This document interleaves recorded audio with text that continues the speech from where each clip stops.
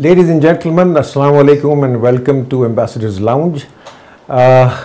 Today we are going to discuss a very significant development that has taken place last week on Friday, 20th of June. In China, a trilateral meeting between Pakistan, Bangladesh and China took place at the level of deputy foreign ministers, in which quite a lot of subjects were discussed for cooperation between the three countries.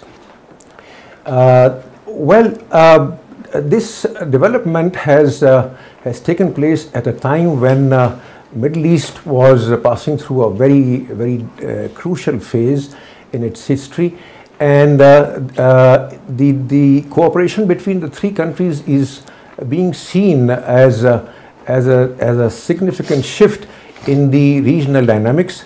It has also caused a lot of jitters in some quarters, particularly in South Asia, where it is being seen as a cooperation, security cooperation, particularly against a big country there. Today we are going to talk about this subject with my panelists, Ambassador Tanveer and Ambassador Amjad Sher.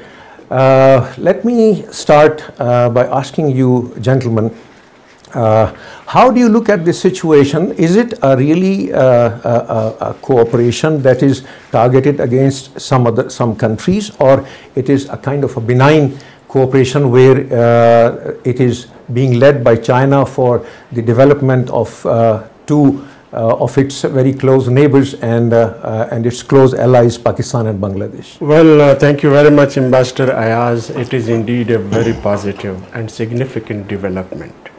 After Pakistan, Afghanistan and China trilateral meeting, this is the second of the kind that has taken place very recently. And the very objective of this meeting, as it appears in the media and newspapers, is that China is trying to build blocks of cooperation with its neighboring countries through connectivity, through infrastructure development, through digital economy, agriculture. There are diverse fields there is. Yes. And this is first ever meeting that Pakistan, Bangladesh are obviously with the diplomatic efforts of China, it is taking place, and China has offered this. It can also be called the South Asia strategy of China. Mm-hmm. Maybe there are some jitters being felt by the neighboring countries, especially India. India calls it a ring fence of India via building, small trilateral meetings or groups or alliances.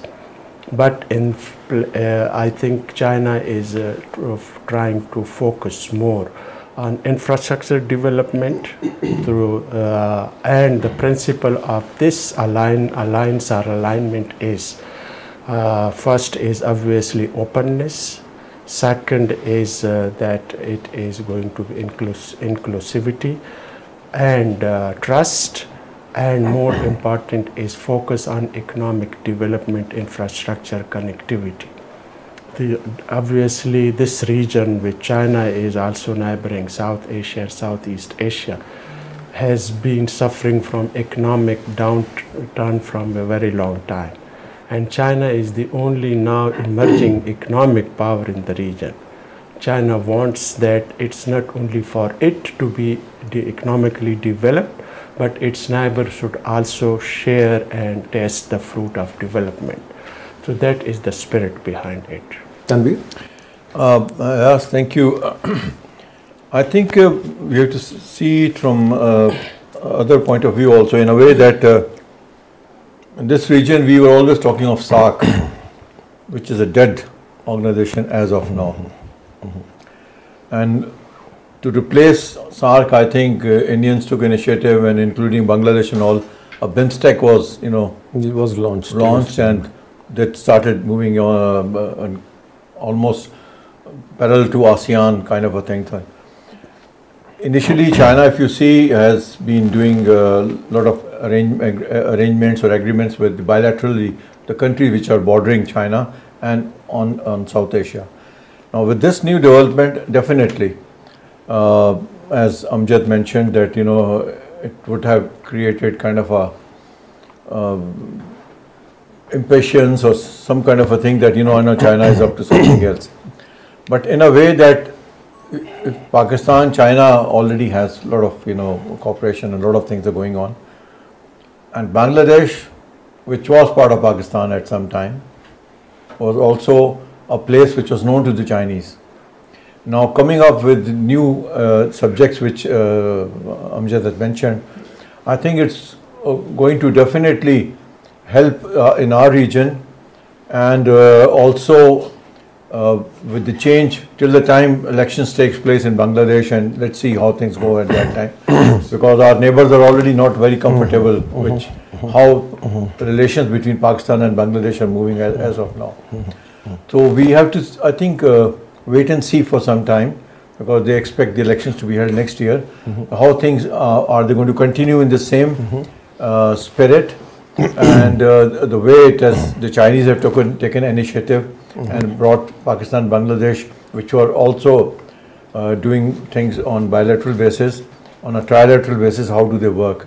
So it's too early right now to really come out with some kind of a picture that how it will emerge. So we might have to wait a bit. Okay, an interesting aspect of this trilateral meeting is that it has taken place after the ouster of Sheikh Hasina from the helm of affairs, who was very clearly tilted towards India, and there was very little space for China to actually do anything worthwhile in, although China was involved in some infrastructure development. The trade was going on between Bangladesh being the biggest, China being the biggest trade partner of Bangladesh.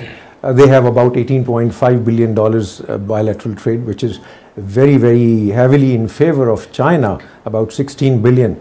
But besides on the face of it, while it appears that trade and development, and cooperation in various other fields are the main subjects of this trilateral cooperation, but why China has moved now? Is it because that the interim government in Bangladesh is now moving away from the yoke of India and is seeing China as an emerging power, not only in the region but in a multipolar world? Of course, China is growing in stature day by day.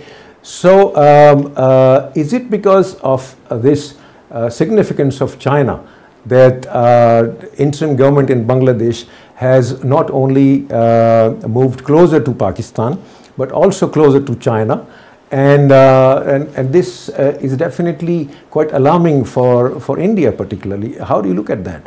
Well, in the first place, during Hasina Wajid period, it was China was also having good relations with Bangladesh, and it was also having trade and bilateral relations going on, but not with that speed and not with that level. After the ouster of Hasina Wajid in August 2024, China found for itself a space that can be filled by entry into the economic field, like investment, like trade, like defense cooperation, like cultural and educational cooperation. But now China has also realized that it should not only try bilateral, but why not try the trilateral forum by involving some other partners. Obviously, Pakistan is a long friend of Bangladesh, but during Hasina period that friendship had dampened, and now after 50 years Pakistan and Bangladesh have now started shipping, commercial shipping and trade through shipping. So that is the another development which is quite encouraging and positive. So that's why I see that India and Dr. Yunus, the interim, caretaker advisor, he has also visited recently China, and he had a lot of, discussions and MOUs and agreements with Yes. China during that, and that was quite after Hasina Wajid. I don't remember that Hasina Wajid might have ever. But Amjad, there is some reason, for concern by India because of this cozying up of Bangladesh towards China, because you mentioned that in March, Dr. Yunus visited China, and many MOUs were signed. But at the same time, Dr. Yunus remarked that that Bangladesh is the sole guardian of Bay of Bengal, and which is hinting towards the chicken's neck, as it is being called, that the access of those 7 sisters in India, northeastern states, is only possible through Bangladesh, and also that Bangladesh is purportedly has agreed to give Lal Munir Hart the landing strip to China, which has caused a lot of alarm in India, because some very important assets of Indian defenses are very close to Lal Munir Hart landing strip, and if Bangladesh actually hands it over to the Chinese, then it will certainly raise a lot of alarms there. In my view, in this point of time, India feels itself isolated, as in the past it had been playing the hegemon role, which its neighboring countries, like even a small country like Bhutan, had also feared. Nepal, it did not have good relations. Even Maldives did not have good relations. Obviously, Bangladesh also felt itself under the subjugation of India, and even so much so that all those, big decisions were not taken by the Hasina Wajid government, but by India itself. So that's why that was the reason that now Bangladesh has realized its significance and also its importance in the region, and has offered that it is going to play an independent foreign policy, independent of the Indian influence. Tanveer, this is being said that it's a tectonic shift in regional dynamics. Pakistan, Bangladesh, and China moving closer to each other. Pakistan being the largest importer of Chinese armaments, and now the defense cooperation between Bangladesh and China is also growing. Bangladesh has also emerged as one of the biggest importers of Chinese armaments, and also that there are certain military hardware, including surface-to-air missile agreement, has been concluded between Bangladesh and China. Medium-range missiles and some other naval patrol boats, etc. So the cooperation is increasing, and also General Kamrul Hassan, if I remember correctly, his name is also due to visit in a couple of days to China. Now this obviously is being seen as encircling of India by the 3 states. How do you look at this situation? Well, you rightly pointed out, you have to understand that though they say Bangladesh has no difficulty in terms of defense, or they feel threatened by their neighbors, but getting defense equipment, definitely there has to be some background to all that. If you remember that, China is always portrayed on bilateral that they give you aid and all, and a lot of loans, and Western media is always portraying that, if you remember it happened in Sri Lankan case, the port of Hambantota, with a lease of 99 years and a lot of funds were provided for them, and similarly in Bangladesh also on the ports, things that happened. Now, because as you said, everything was being controlled by New Delhi, so Bangladesh now, probably the president set up, felt independent, and they thought of why not, whatever their thought process or their defense forces or their defense establishment wants to have it for their own protection, because you never know, friends can convert into enemies in no time, like it happens anywhere in the world. So buying this, I'm sure India must be lot of perturbed for that point, for that matter, that why they are buying so much of equipment and all those, because I'm sure Chinese must have given some kind of incentive or some policy description of the region and all that. And as you were talking of the chicken neck thing, we know, which is basically bordering Nepal, and China is next to Nepal, and a lot of things are going on in that region. So should be little worrisome for India, but Bangladesh being an independent country, I'm sure they know what they're doing and for their best. One thing more I would add to his remarks, that for the last 50 years the Bangladeshi army has not been very outspoken. I would say that had not been openly playing its role in the strategic defense of Bangladesh, and it all remained on the economic and military aid of India.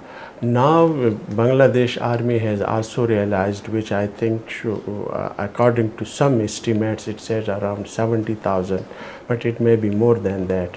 You have remained in Bangladesh, so you may be well aware about the number and strength of the Bangladesh army. So its military strength was not that much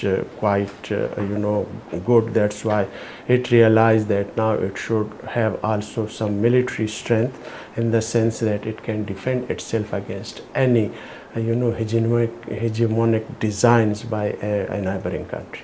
Okay.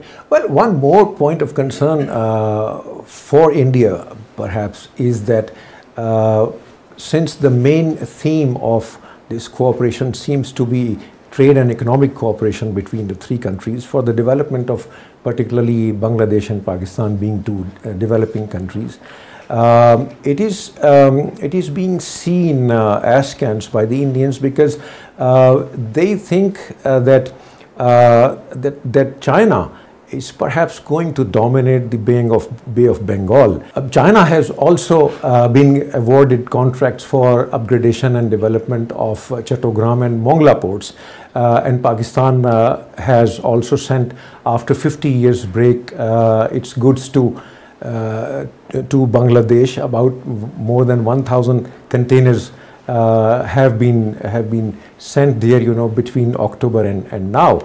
And it is being seen that their Chittagong port particularly will be connected by the Chinese with Gwadar port in Pakistan, which is going to definitely give access of Chinese goods through Bangladesh and Pakistan to the rest of the world. So it is definitely another alarming situation for the Indians. What do you think about that? It is part of the China's Road and Belt Initiative, connecting ports and roads, the countries, neighboring countries, through ports and roads. So by China investing more on the development of ports and also on rail link and road links, I think that is the strategy of China to develop its infrastructure of neighboring countries, and that is also going to help China to promote its trade and commercial activity, instead of going through to the North American. Obviously now Europe and North America has also isolated China through it by sanctioning on the imports of most of its items, like automobiles and garments and so many machinery and chemicals, and so that is also the initiative to promote its trade through these initiatives. Tanvir, one more thing is that all this is happening while a temporary government is in place in Bangladesh. Chinese being very wise people, why would they invest into a government which is not going to last longer than 7, 8 or maybe 10 months from now? Are they so sure that as and when the elections will be held in Bangladesh, and whoever is elected to govern Bangladesh will also carry this legacy with it, and will honor the agreements that have that have taken place right now? Well, if you see that, mostly whenever the agreements and all these things, the government structure remains same. It is the same civil servants or the military officers or whatever who are doing all these arrangements. And I'm sure Chinese must be studying what is happening right in the political parties and which direction are the people heading and all those things. So I'm sure they must have done kind of a study. If they expect that tomorrow elections happens and again the Sina Wajid party or somebody else comes back, definitely there's going to be a reaction to all that. So I'm sure they must have done their homework properly on that, and they're basically doing not for China's point of view, it is basically for the development of the country also, in terms of economic activities or defenses also related to the country. So I'm sure they must be, looking into it from that point of view also. It is not that, it will, whatever is happening will benefit China only. It's the country, and if they're putting money into that subject or whatever those fields or those sectors, they must be, looking into that. What would be the thinking in Washington about this particular development? Because India is obviously their biggest pawn for Asia-Pacific strategy of United States, and if at all China is allowed to have a stronger footprint, in Bay of Bengal, this will definitely challenge the Indian strategy of promoting Asia-Pacific interests, of United States. So, how do you think that India and United States would look at this? Well, definitely Washington feels perturbed by these developments, that China is building blocks of neighboring countries through development, through investment, through people-to-people exchanges, trade and commercial activities. Definitely Washington feels perturbed, but at the same time Washington is also not having good relations at this point of time, or good contacts with India at the same time, because recently in Pakistan and India conflict, the Indians had a different view and Washington had a different view, and both were not on the same page. So Washington definitely, if India is isolated in the region, definitely Washington is also feeling, definitely an alien in this region and now Bangladesh, which it claims to be the sole, the owner or the player in the Bay of Bengal. So without Bangladesh participation or support, no country can be as active or can be welcome in the Bay of Bengal too. So that's why. And now coming to his people, that how Bangladesh, China is, why China, if the central government, China has always invested in the people. Whatever government is there, the people of that country have always remained friendly with China. That is the reason that even in Pakistan, whatever government, China being a trustworthy friend and ally, has always got the support of every government. So is the case in Bangladesh, that whichever government comes in Bangladesh, the people of Bangladesh, the government of Bangladesh will stay friendly with China. Tanveer, this particular meeting has taken place at not so senior level, I would say. It was at Deputy Foreign Minister's level. Pakistan was represented by Additional Secretary from Foreign Office, and Bangladesh was represented by Acting Foreign Secretary Ruhul Alam, and Deputy Foreign Minister of China, Mr. Wiang, if I remember the name correctly, he was there. Now this important launching of trilateral meeting has taken place at this level. Do you think that is it meant to test the waters, and then these three countries, particularly China, would see as to how the countries in the region, or all over the world, they react to this development, and it is certainly going to raise its level, and maybe at the heads of government or maybe heads of state level, because the decisions or the area of cooperation that is mentioned in the communique is quite broad, and some serious strategic decisions are likely to be taken in future. So do you think that this level would be increased in future? I'm sure Ayaz, they must have got the guidance and everything from their leadership, and whatever is the okay, I'll start again. Ayaz, as you pointed out, I'm sure they must have got the guidance from the leadership, whatever the task was given to the agenda of the meeting. And this is not new in a sense that Pakistan, Bangladesh, China has come up. China has taken initiative on Afghanistan also. Similarly, Pakistan, Afghanistan, China meetings were held, and some other forums also. So I'm sure they know what they're doing, and they have done their homework properly. And to see, testing waters is one thing, and naturally if some reaction comes to whatever the communique or the outcome of this initial meeting will be seen, and how they move from there onwards. If the level is raised from a additional secretary level or a deputy foreign minister's level to a higher level, so it will take some time. It can't be that in a very quick time you come to the other levels and reach the head of states.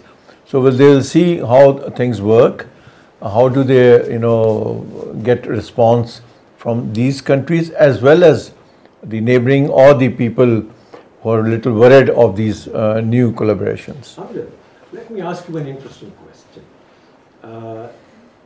Despite all this cozying up between Bangladesh and Pakistan, the historical irritants remain in place, which have been flagged in the recent Foreign Secretaries meeting which took place in Dhaka.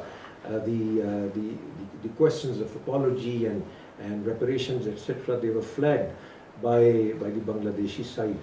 Now, do you think that with China being the bigger partner, in this trilateral cooperation, do you think that the future government in Bangladesh will still continue to come closer to Pakistan despite the irritants, or do you think that with the presence of China in this triangle, the irritants existing between Pakistan and Bangladesh can actually be resolved in near future?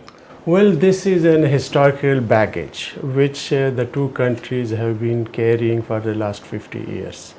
And it is definitely going to be resolved or cooled down with the passage of time after meeting over a period of time. So this is, and this meeting of trilateral meeting is the first step. And the three countries have agreed to set up a joint working group, and have also, identified areas, fields like economy, agriculture, trade, education, culture, people-to-people exchanges, so many investment, infrastructure development. So I think this is a positive and I must say very important, gathering and event. And let's look forward and be positive and optimistic that things are going to be going in a very positive and encouraging way.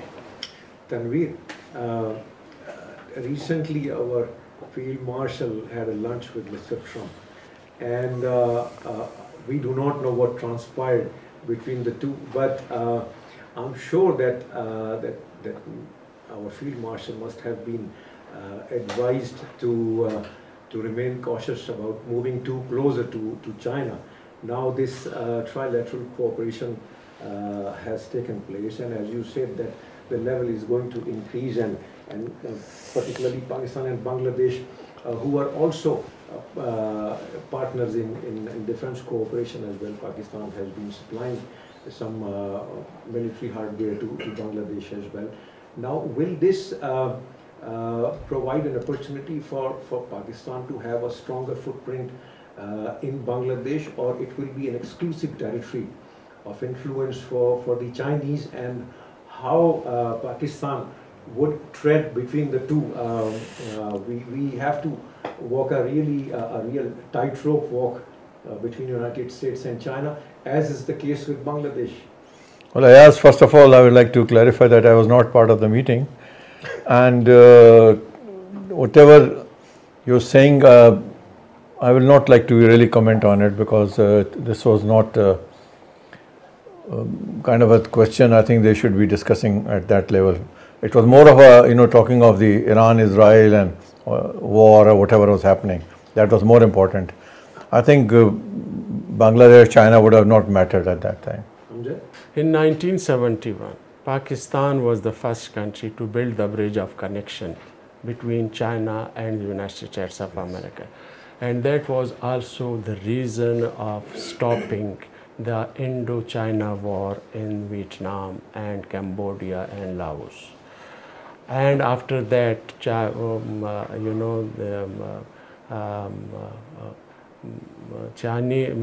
US President Nixon visited, China and met Zhou Enlai. And what he said to President Nixon: don't forget the friends who played the bridge role in this meeting. So definitely Pakistan will play a role of a bridge between the two countries, even in this situation.